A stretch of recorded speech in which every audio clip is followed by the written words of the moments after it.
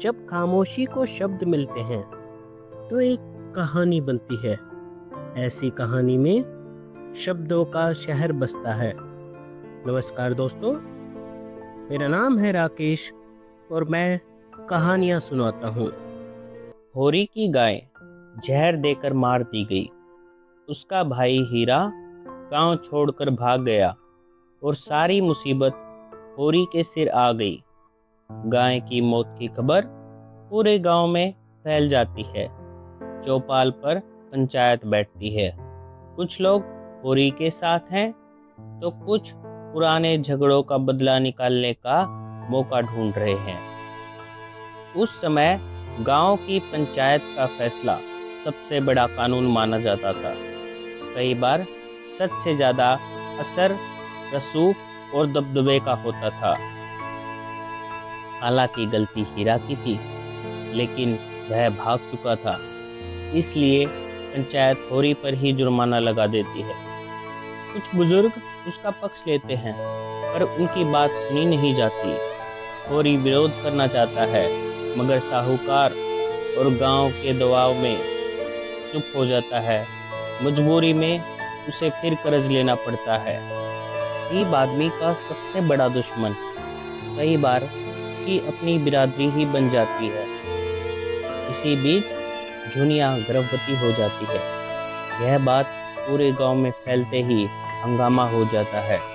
एक विधवा का गर्भवती होना गांव वालों को स्वीकार नहीं होता।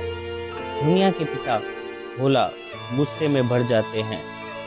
लोग होरी के परिवार को ताना देने लगते हैं। गोबर देखता है कि उसके पिता पर पहले से ही कर्ज और पंचायत का बोझ है।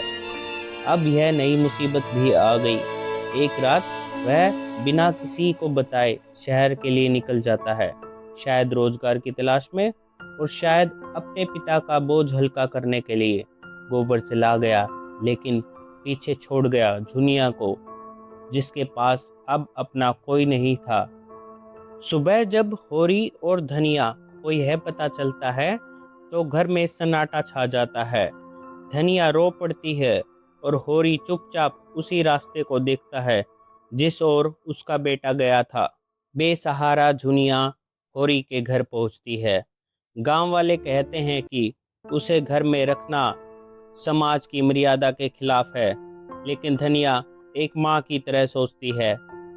वह साफ कह देती है कि एक गर्भवती और अकेली लड़की को वह दर दर नहीं भटकने देगी।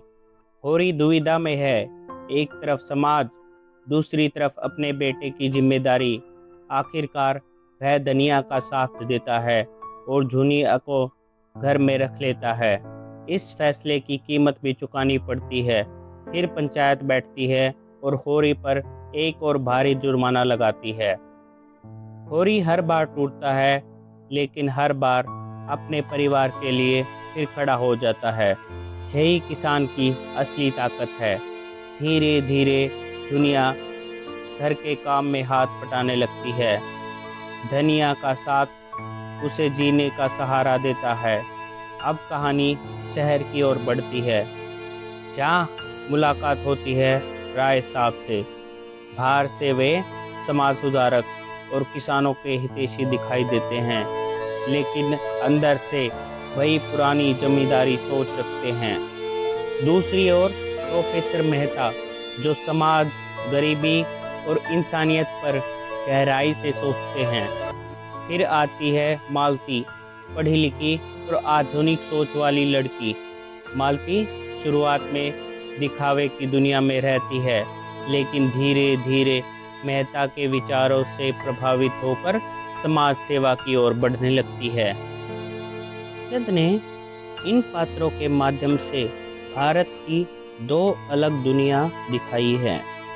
एक तरफ होरी जैसे किसान जो रोज अपने अस्तित्व के लिए संघर्ष कर रहे हैं, दूसरी तरफ शहर के पढ़े लिखे लोग जो समस्याओं पर चर्चा तो करते हैं, लेकिन जमीन की सच्चाई से अक्सर दूर रहते हैं। शहर में विचारों की लड़ाई थी और गांव में जिंदगी बचाने की।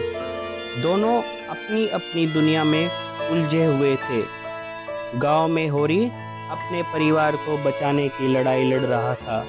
उधर शहर में गोबर नई जिंदगी बनाने की कोशिश कर रहा था और इन दोनों के बीच खड़ी थी झुनिया, जिसका भविष्य अब भी अनिश्चित था।